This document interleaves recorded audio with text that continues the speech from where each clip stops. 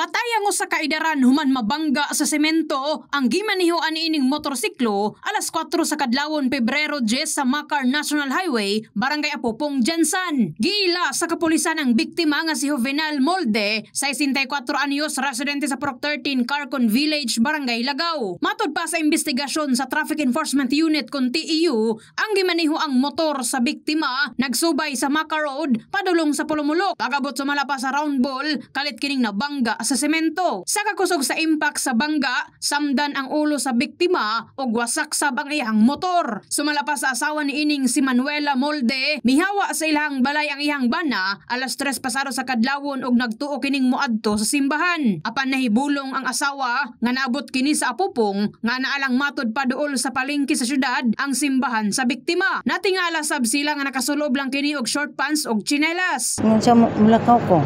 Mura na yung ingon, mulakaw ko. Di, isip na ko musimba.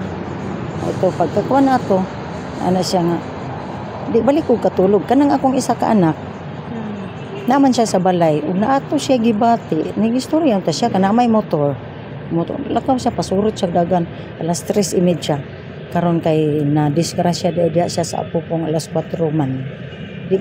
Gikan sa Carcon pato dito sa Apopong tunga arag oras niyang gidagan. Aminado ang asawa nga kusog magpadagan sa motorsiklo ang biktima. Luyo sa panghitabo, naguol pag-ayo ang pamilya sa biktima tungod igo na lang sila gibalitaan sa kalit ni ining kamatayon. Dakda na sab nila kining hayaon sa Barangay Lagaw. In the heart of changing lives, kini sa Enami Mugpon sa 89.5 Brigada News of Jansan. The Musica News Authority.